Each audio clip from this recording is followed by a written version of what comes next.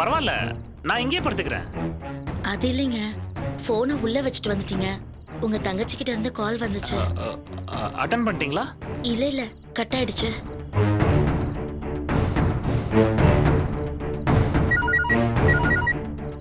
உங்க தங்கச்சி தான், பேசுங்க. சொல்லு மதி. எங்க இருக்கீங்க? என்னாச்சு? ஏன் இன்னும் வரல? இல்ல மதி, ஆபீஸ்ல கொஞ்சம் ஒர்க் அதிகம், அதான். வர முடியலன்னா ஃபோன் பண்ணி சொல்லிருக்கலாம்ல. ஒர்க் டென்ஷன்ல மறந்துட்டேன். அப்போ காலையில சீக்கிரம் வந்துருவீங்கல்ல? அது சிச்சுவேஷனை தெரிஞ்சுக்கிட்டு தான் சொல்ல முடியும். சரி, வேலை இருந்தா அதான் முக்கியம். அது பாருங்க, காலையில ஃபோன் பண்ணுங்க. சரி மதி, வச்சிடுறேன். சரிங்க.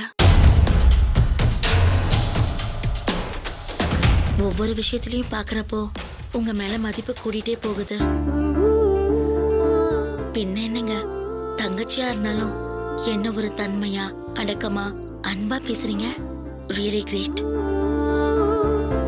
Good night. Good night.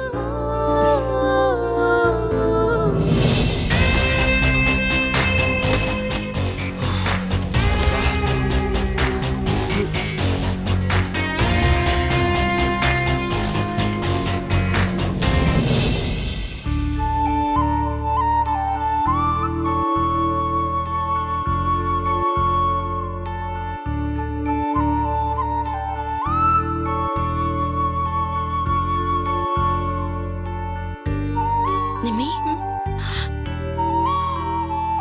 கவலைப்படாத நிம்மி. அம்மா தேடிட்டு தான் இருக்காங்க. மாமா சீக்கிரமா வந்துருவாரு. என்னாச்சு நிம்மி? ப்ளீஸ் நிம்மி, அழாத. சத்தியமா மாமா வந்துருவாரு. எனக்கு அந்த நம்பிக்கை இருக்கு. எனக்கும் அந்த நம்பிக்கை இருக்கு. ஆனா அப்பப்ப அவர் ஞாபகம் வருது. நாங்கெல்லாம் இருக்கோம்ல, தைரியமா இரு.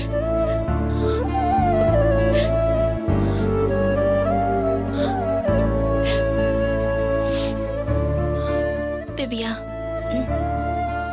நானும் உன்கிட்ட ஒன்னு கேட்கணும்னு நினைச்சிட்டு இருந்தேன். இப்பதான் அதுக்கான நேரம் வந்திருக்கு. சொல்லு நிம்மி. அத்தை ரொம்ப நல்லவங்க திவ்யா. அவங்க கூட போய் சண்டை போட்டுட்டு வந்திருக்க. நீ இப்படி நடந்துப்பேன்னு நான் கொஞ்சம் கூட எதிர்பார்க்கல. அவங்கள பத்தி உனக்கு முழுசா தெரியாது நிம்மி. முதல்ல நானும் இப்படிதான் உன்ன மாதிரி அவங்கள ரொம்ப நம்பினேன். அவங்களுக்காக அம்மா கிட்ட கண்ணா பின்னான்னு சண்டை போட்டேன்.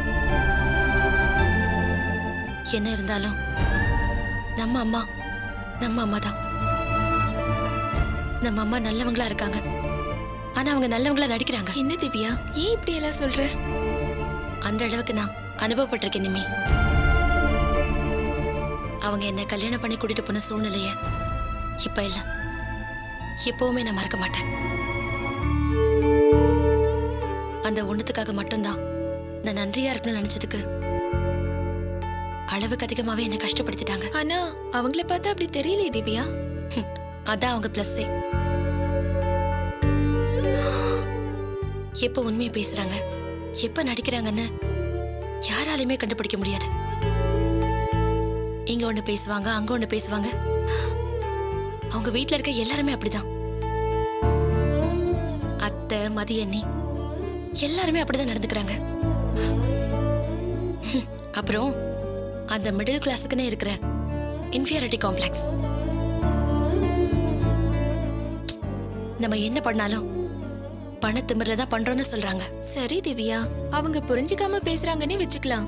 அதுக்காக அவங்கள விட்டுட்டு ஏன் வரணும்? நீ கொஞ்சம் அட்ஜஸ்ட் பண்ணி போலாம்ல. கொஞ்சம் இல்ல, நிறையவே அட்ஜஸ்ட் பண்ணி பார்த்துட்டேன். கெட்டவங்களை கூட நம்பிடலாம், ஆனா இவங்கள இப்ப கூட நான் கோச்சிட்டு வந்திருக்கேன்னு சொல்லி அவங்க பையனை அனுப்பி வச்சிருக்கலாம்ல. அதெல்லாம் செய்ய மாட்டாங்க அவங்க. இல்ல திவ்யா, நான் என்ன சொல்ல வரேன்னா, அத்தை உங்களை வர சொன்னாங்க.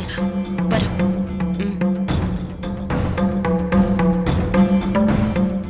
எனக்கு இவங்க ரெண்டு பேரையும் பார்த்தாலே கோவமா வருது. கொஞ்சம் பொறுமையா இரு நிம்மி. அம்மா இவ்வளவு தூரம் வந்துட்டாங்கல்ல, நம்ம கொஞ்சம் கொஞ்சமா அவங்க கிட்ட பேசி உண்மையை சொல்லிடலாம். இப்ப நாம முதல்ல மாமாவை கண்டுபிடிக்கணும்.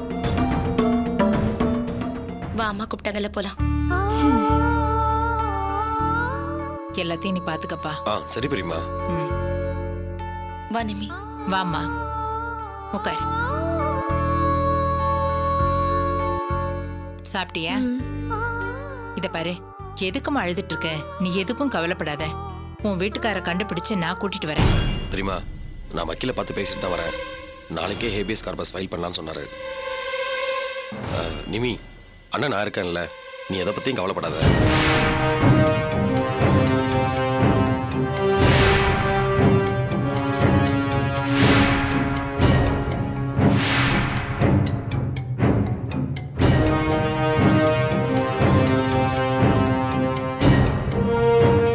மாப்பிள்ளை எங்க இருந்தாலும் இன்னும் 2 நாளைக்குள்ள உன் கண்ணு முன்னாடி கொண்டு எடுத்துறேன், போதுமா?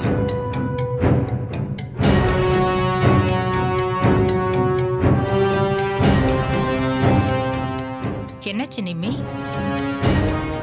ஒண்ணும் இல்லம்மா, இன்னும் அவளுக்கு டென்ஷன் போகல. என் மேல உனக்கு நம்பிக்கை இல்லையா நிம்மி? மா, திரும்ப திரும்ப அதையே பேசிக்கிட்டு இருந்தா இவ மனசு அதையே நினைச்சிட்டு இருக்கோம். அதுவும் சரிதான். சரி, நீ இவளை கூட்டிட்டு போய் ரெஸ்ட் எடுக்க வை. நிமி வா வா. போ.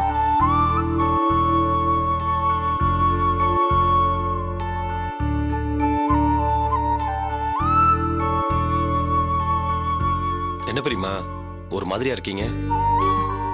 என் பொண்ணு முகத்தை பார்க்க முடியல வெற்றி. எப்படியாவது மாப்பிள்ளையை கண்டுபிடிச்சு சீக்கிரமா கூட்டிட்டு வந்துரு. கவலைப்படாதீங்க பெரியமா, மாப்பிள்ளை எங்க இருந்தாலும் நான் கண்டுபிடிச்சு கூட்டு வரேன்.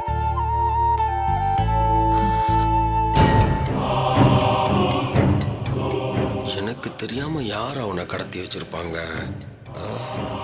ஒரு குழப்பமா இருக்கு.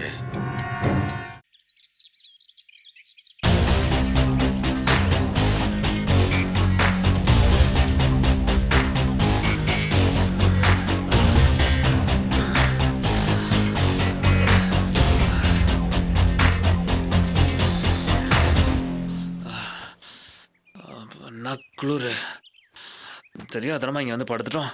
பேசாமல் வீட்டுக்கே போயிருக்கலாம் போல இருக்கு. ஐயோ, அடிக்கிற குளிரில் மனுஷன் படுக்க முடியுமா? மதியா பனியான்னு பார்த்தா மதிதான்.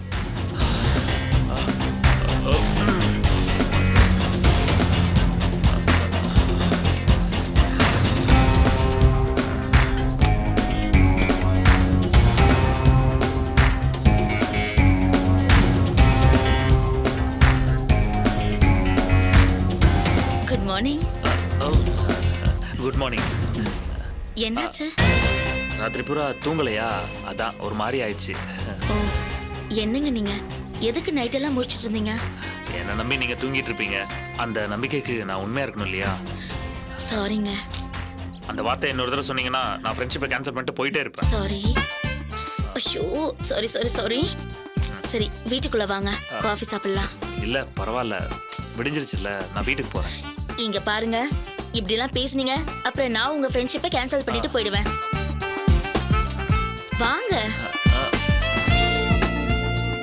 மதியாவது சதியாவது பனிமலர் பனிமலர் தான். வாங்க, உட்காருங்க.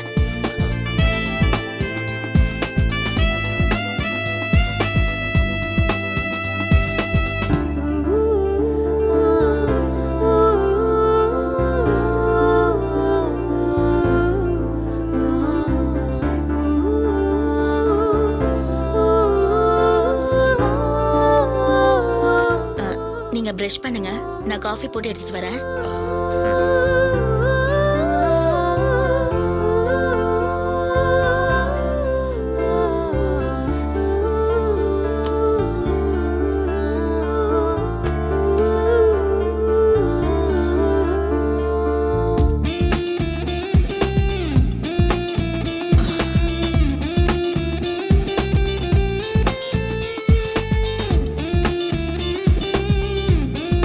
அம்மா எப்படி இருக்காங்க?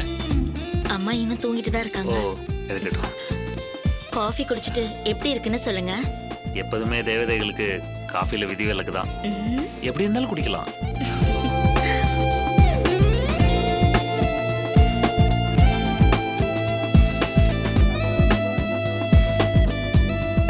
அடடா, என்ன அழகா இருக்கா!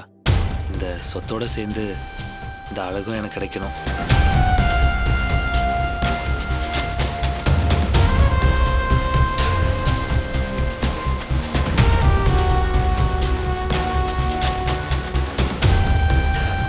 Coffee super.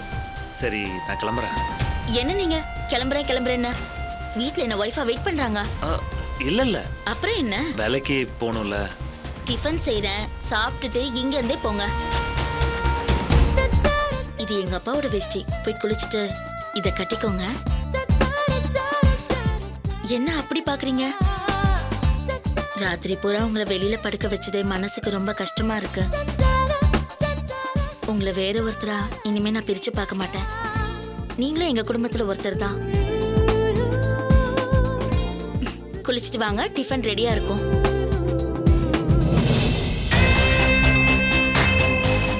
டே சோமு, மச்சக்காரன்டா நீ. இவ்வளோ சீக்கிரம் இவ இந்த அளவுக்கு வருவான்னு நினைக்கவே இல்லை.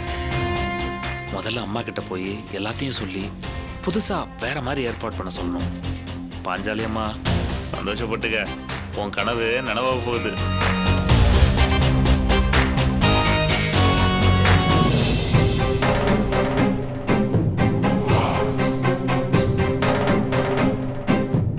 சார், நித்யாவை கொஞ்சம் கூப்பிடுங்க, நாங்க பேசணும்.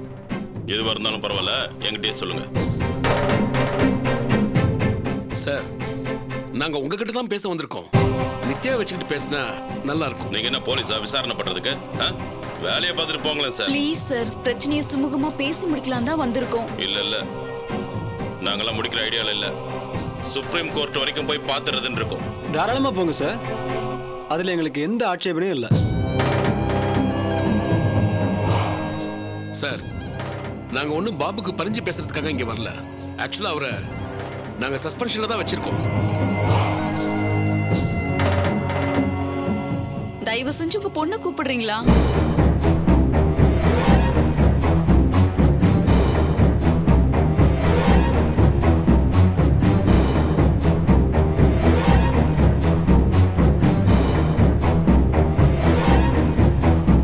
இங்க பாருங்க, நான் பொண்ணை பெத்தவன். நீங்க தேவையில்லாததெல்லாம் பேசி என் பொண்ணு மனசை கலைச்சி அவ வாழ்க்கையை வீணாக்கிட்டீங்கன்னா எனக்கு எவ்வளவு வருத்தமா இருக்கும். சாரி சார், தப்பா நினைச்சுக்காதீங்க. இப்பவும் நாங்க உங்க ஃபேமிலி பிரச்சனை பேசுறதுக்காக வரல.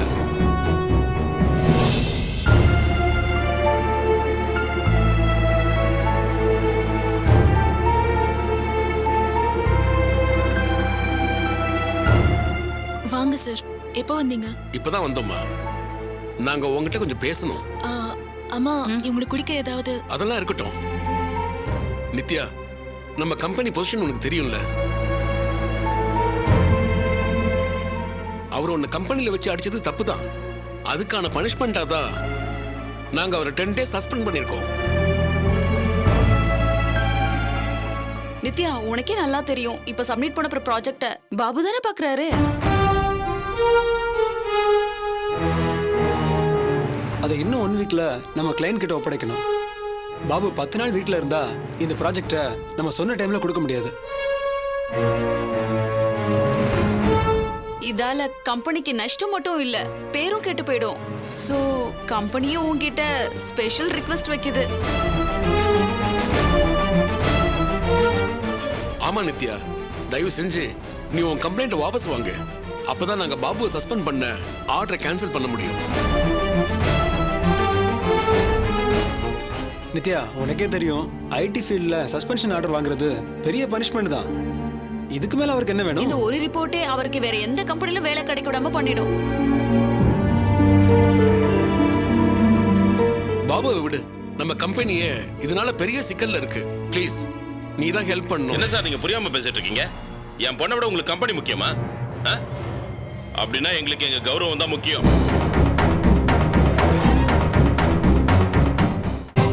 பாருங்க, என்ன நடந்தாலும் சரி, என் பொண்ணு இதுக்கு ஒத்துக்க மாட்டான்.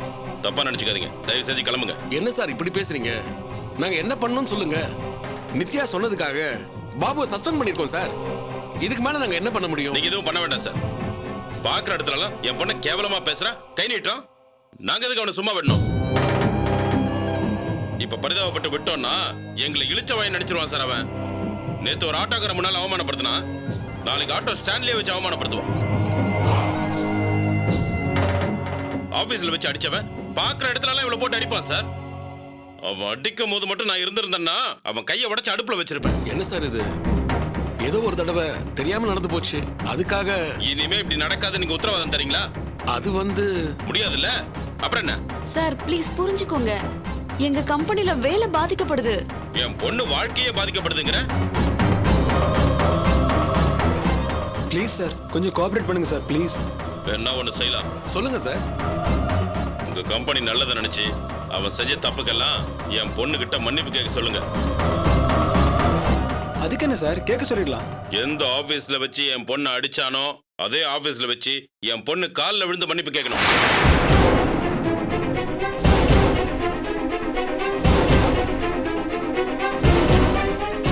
என்ன சார், என்ன இது? என்ன இதுனா? அவன் செஞ்சது தப்பு தானே? அதுக்காக கேட்கட்டும். அவன் செஞ்சதை மனசார உணர்ந்து திருந்துறவனா இருந்தா ஏன் கேட்க மாட்டான்?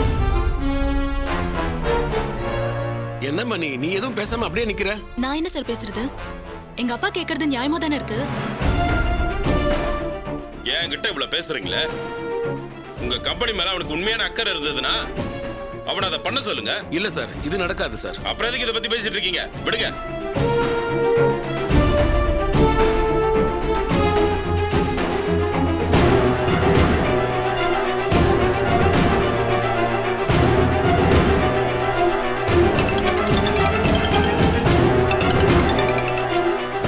சொல்லுங்க சார். பாபு, கம்பெனி பிரஷர், கிளையண்ட்டுக்கு இன்னும் 1 வீக்ல நம்ம ப்ராஜெக்டை முடிச்சு கொடுக்கணும்.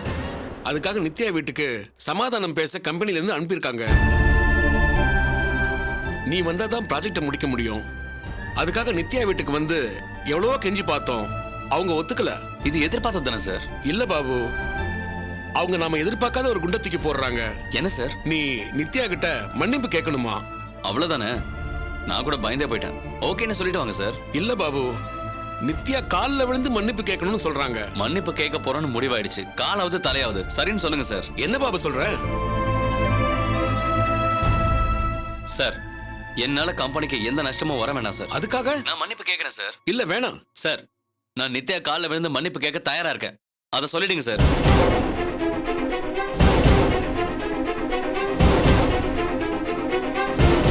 உங்க பொண்ணு காலில் விழுந்து மன்னிப்பு கேட்க பாபு ஒத்துக்கிட்டாரு.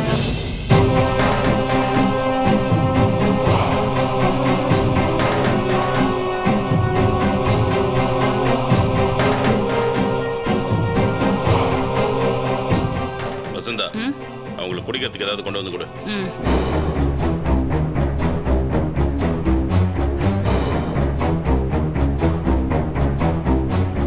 என்னப்பா, என்ன இதெல்லாம்?